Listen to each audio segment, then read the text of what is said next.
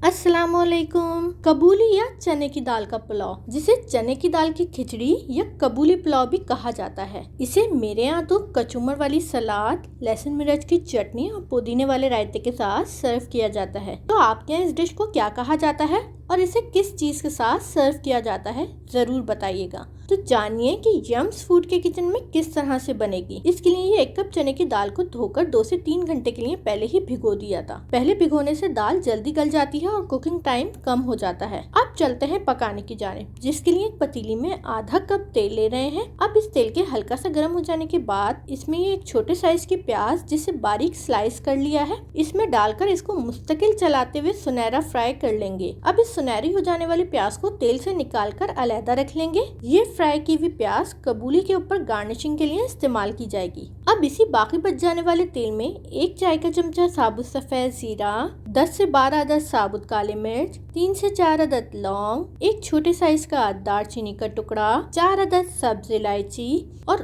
2 अदद साबुत लाल मिर्च डालकर इन तमाम मसालों को तेल में 2 से 3 सेकंड फ्राई करेंगे, ताकि इन गरम मसालों की खुशबू तेल में बस जाए। अब इसमें ये 1 अदद बड़े साइज की प्याज, जिसे रफली काट लिया है, इसमें डालकर इसे इतना पकाएंगे कि प्याज भुज जाए और इसके किनारे हल्के से सुनहरी हो जाएं। देखिए, प्याज के किनारे हल्के सुनहरी हो गए हैं। अब इसमें 1 खाने का चमचा लहसुन का पेस्ट, 1 खाने का चमचा अदरक का पेस्ट। चने की दाल क्योंकि बादी होती है, इसलिए इसमें लहसुन अदरक ज्यादा मिकदार में डाला जाता है। 1 बड़े साइज का टमाटर, जिसे बारीक चॉप कर लिया है, 1 खाने का चमचा या अपने जायके के हिसाब से हरी मिर्च का पेस्ट और साथ ही ये 2 अदद हरी मिर्च, जिसे रफली काट लिया है, जो कि प्रेजेंटेशन में अच्छी लगती है, डालकर इन तमाम अज़ा को प्याज के साथ मिक्स करेंगे। अब इसे हल्की आंच पर ढककर 5 मिनट के लिए पकाएंगे, ताकि टमाटर अपने ही पानी में नरम हो जाए। 5 मिनट बाद देखिए, टमाटर नरम हो गए हैं। अब इन तमाम अज़ा को भून लेंगे, ताकि टमाटर का पानी खुश्क हो जाए और मिर्चें भुन जाएं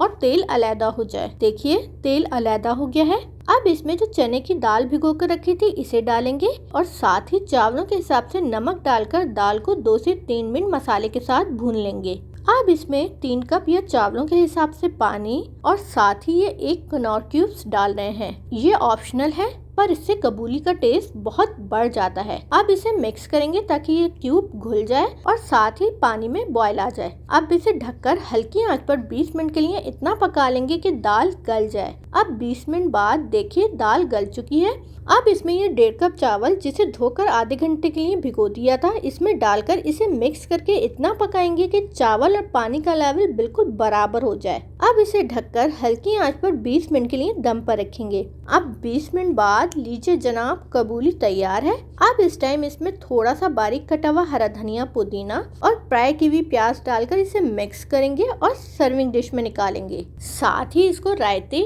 चटनी और सलाद के साथ गर्मा गर्म सर्व करेंगे। तो कैसी लगी आपको ये रेसिपी, जरूर बताइएगा। शुक्रिया।